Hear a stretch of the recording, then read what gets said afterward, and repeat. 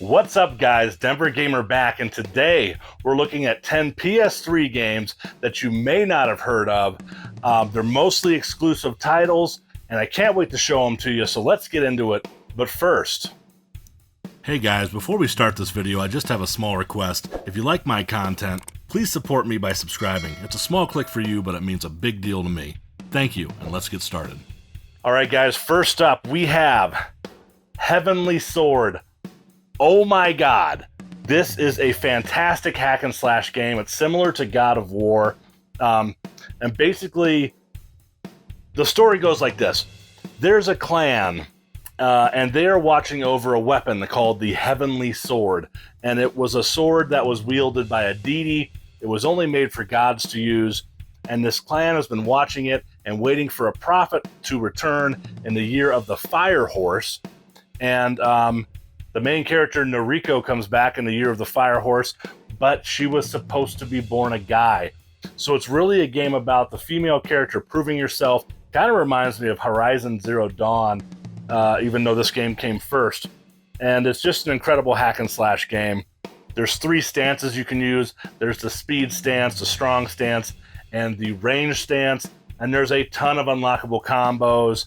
It's just great hack and slash fun. It is a little bit of a short game, but I think it is even more complex fighting system than God of War. So another great thing, they brought in Andy Serkis as the bad guy. He's the guy who played Gollum in Lord of the Rings. So that is just really cool to see him in this game. He plays a maniacal, psychotic character that just tortures people. He's just awesome.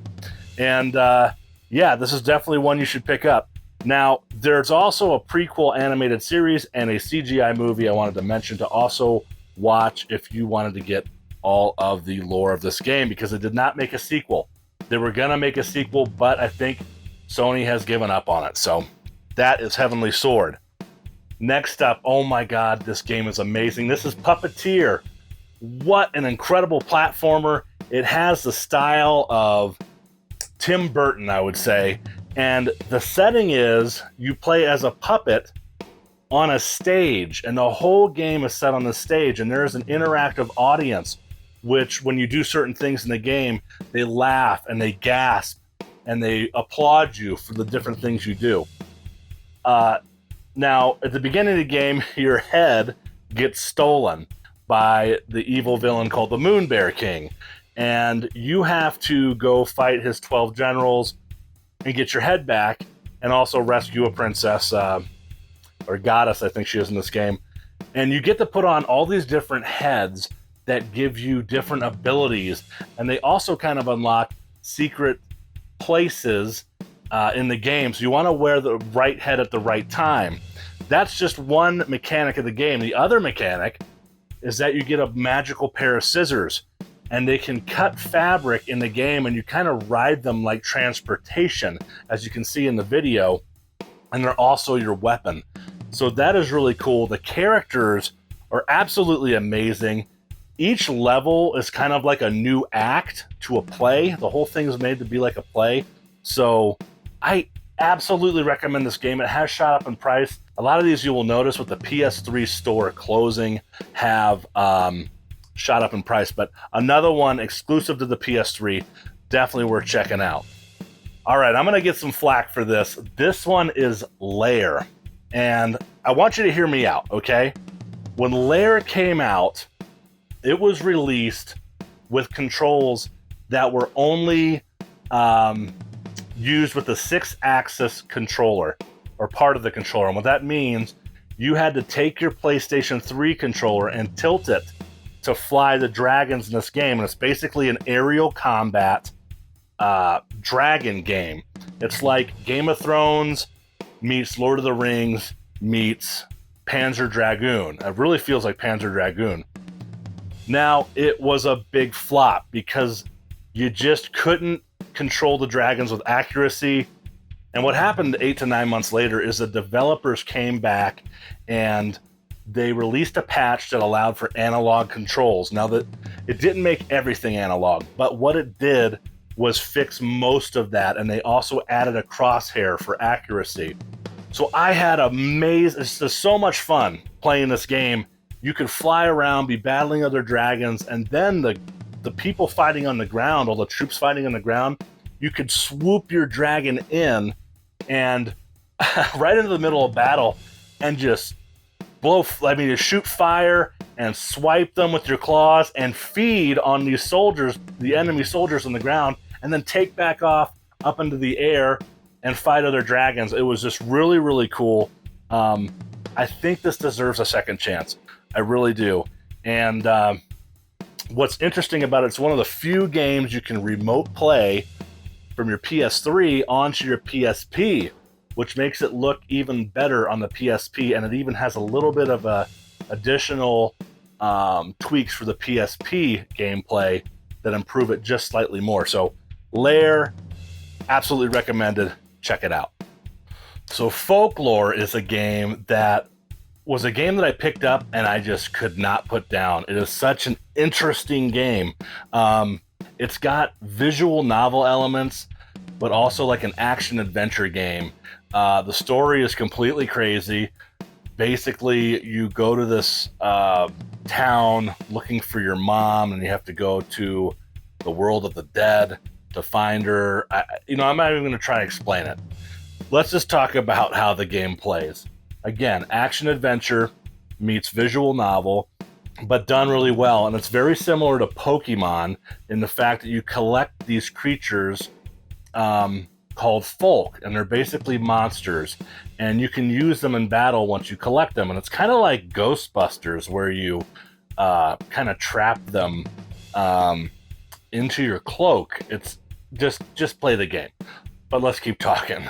The folk, the design of these folks in this game and the story is just, I think it's done well. It's bizarre, but it's a good bizarre. I'm not a fan of Pokemon. I'm not a fan of Digimon, but this is like the adult version of those where, you basically capture monsters and use them, and it's really cool.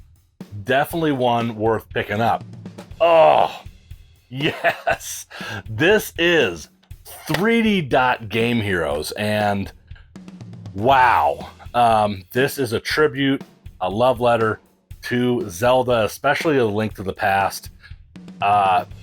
This was done extremely well, and it's basically like playing a 3D version, like I said, of a Zelda A Link to the Past, but like if it were a stop-motion Lego set. I mean, that's what it looks like. That's how good the game looks.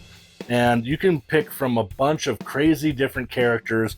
The game is packed with Easter eggs from different video games. And it has Atlas on there. I think they developed it. I can't remember if they developed or just published. But if you ever see a game with Atlas on it, you should just pick it up, because you got a 95% chance of the game being good, in my opinion. Now, in photography, there is a type of effect called a tilt shift effect. And what that does is that you could take like a picture of a city or, aerial photograph and make it look like it's a diorama, or you're a giant and it's just this little kind of city. It's kind of the foreground is blurred and the background is blurred. And that's what they use in this game. It is the tilt shift effect. Now, there is a really cool theme that you can get from the PlayStation Store for free. That's the one I use on my PS3. I just wanted to mention that. And, these 3D dot little Lego kind of things, they remind me of some toys I saw in Mexico. And I wonder if they're popular in other countries. I know they're not really here, but I wonder if that's where that comes from. And anyway, definitely a game worth picking up, and it just brings so much joy to my heart playing this game. It really just takes me back. It's a great modernization of a classic, okay? Oh boy, another one you're gonna have to hear me out on. This is Drakengard 3. So, this is a hack and slash game. In my opinion, it is a good hack and slash game, and I'm gonna tell you why in a minute, and we'll get into the problems with the game, okay? But this is a game that is bizarre. It is outside the box thinking. It's actually a prequel to the original Drakengard, made by Yoko Taro who is the creator. And the thing I like about this creator is he takes risks. And you know what? If you don't like his game, he doesn't care. He wants to make a game that he wants to make, and I can respect that. And I like his games. I like Hideo Kojima's games. You know, another example that's like Death Stranding recently, where that came out and it was such a bizarre thing, but I actually liked the game a lot. Some people didn't. I like the outside of the box thinking, the bizarreness of it. The graphics are good in this game, in my opinion. I've heard some reviews say they weren't that good, but I think they're good. I think they're great to revisit for a PS3 game. And I want to tell you something. You're not just going to beat this game and get one ending and get the full story. There is a whole bunch of extra story after the first ending. There's 4 endings. And there's actually going to be villains that show up after the 3rd ending you get. So there is a lot of depth to this game that people don't really know about. And so when they reviewed this game, they played it once and they put it down. But there's a lot of depth. And there's a lot of lore in the game that you can really unlock. Now, the writing is actually pretty funny. There's a lot of fourth wall breaks, and there is a lot of adult jokes, which is, of course, right up my alley. I like, mature rated R games. So what is the big problem with this game? What do people have a problem with this game? And you know what it is? There is a major frame rate issue with this game. So let's get into that. On the PS3, there are all types of frame rate issues with different games. That's why a lot of people will get the Xbox 360 version of cross-platform games, because they typically ran better on the Xbox 360. And this is an example of them really messing up the frame rate. However, there is an emulator called RPCS3. It is a PlayStation 3 emulator. And there is a person named What Cookie. I don't know what the real person's name is. That's their screen name, What Cookie, that made a patch for this game to run in 60 frames per second. So the footage I've been showing you is that patch. I know it doesn't look like it, but this does have frame rate issues. I've been showing you footage that comes from the 60 frames per second patch. You can run it on RPCS3 at 60 frames a second, and the gameplay is good. You just take your PS3 backup and put it in that emulator on your PC. So it's worth mentioning. I think it's a good game. I think it's worth checking out, and I wish they'd revive it because I like this game. So this is the game I've probably played the least, and this is another game with Atlas on it, and this is Aquapazza. Now, I don't know a lot about this game. I don't know a lot about the characters. I do know there are a mishmash of anime characters, and it has like visual novel moments in this game, but for the most part, it's just a great 2D fighter. There's not a lot for me to say about this game because I haven't played that much of it. But if you pick it up, you get a chance. It's definitely entertaining, and it's exclusive to the PS3, so I definitely recommend it. Just like, any modern 2D fighter, they're hard to mess up. So pick up Aquapazza. All right, now, look, guys. I'm going to mention this game. Stick with me. I feel like this is a forgotten game. And this is Twisted Metal 2012, which is the reboot of the Twisted Metal series. Now, I had some problems with the story. You can only really play as 3 characters. I guess 4 if you count this other priest character. But there's a lot of characters I wanted to play from the original series, and you don't get to. You get to play in their cars, but you don't get to play as those characters and really get their storylines. And that was a big letdown for me. However, the gameplay is awesome. It's an arena fighter with vehicles. It's made in completely destructible environments, and it's just a blast to play. The same explosions from the original, all that stuff, secret areas you can find. I really liked it. Now, this game is dark. They've always been dark, but oh my God, the endings and everything, there's just not one happy ending. It's just like the most brutal, awful, demented endings you could ever think of. And storylines. Just the storylines are just horrific. This is like watching an arena fighter video game that has horror movie elements to it, story. So it's totally messed up story, but definitely majorly mature game.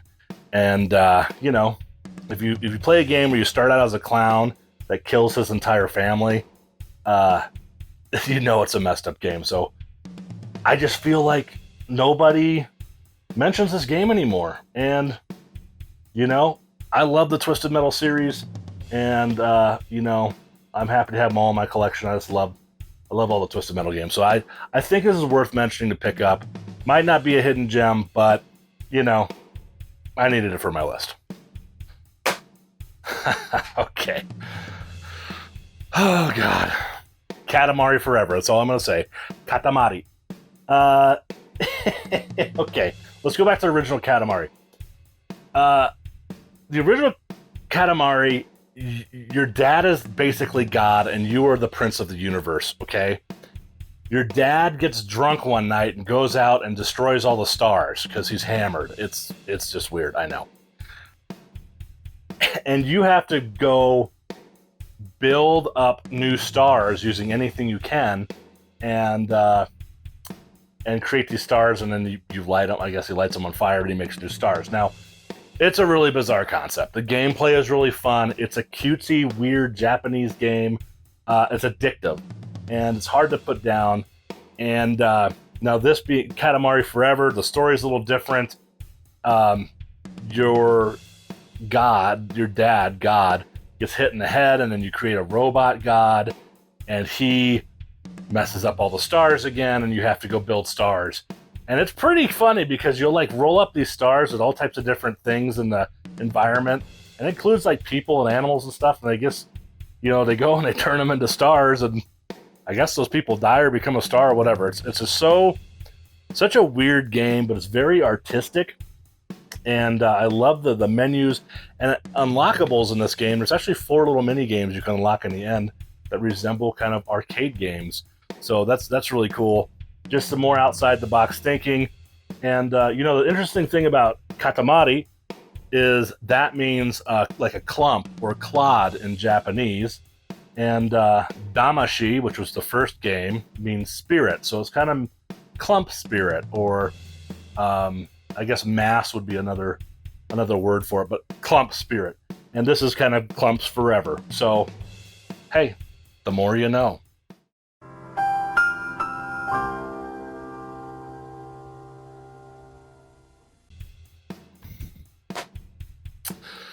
All right. I gotta save this one for last because I just love this game so much. What can I say about this game?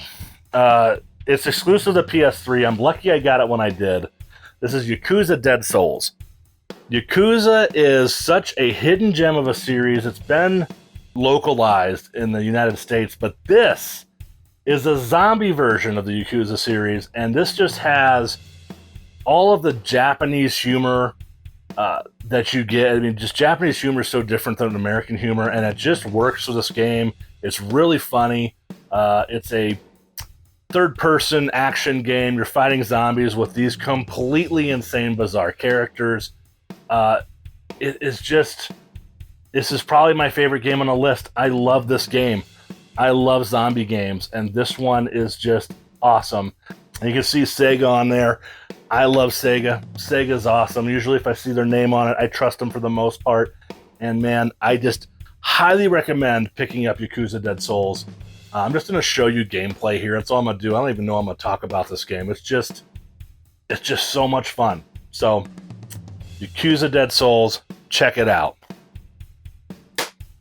All right, guys, that is my list of 10 PS3 games you may not have heard of. I hope I gave you a few at least that you might not have heard of and that you can go look for. Now, a lot of them, like I said, have increased in price, but you never know what you're going to find at garage sales or, you know, Goodwill, pawn shops, whatever. That Yakuza Dead Souls I got for $6, like I said. So I was really lucky in that. So guys, if you have any games I might not have heard of, leave them in the comments. Let's discuss this. Let's do another video. Let's share the knowledge. That's what I'm all about. I love just sharing these oddball games with everybody. And this will be part of a buying guide and a playlist once I get these all done for the PS3, and then we'll move on to other systems. But thank you so much for watching. I humbly thank you, and I will see you next video.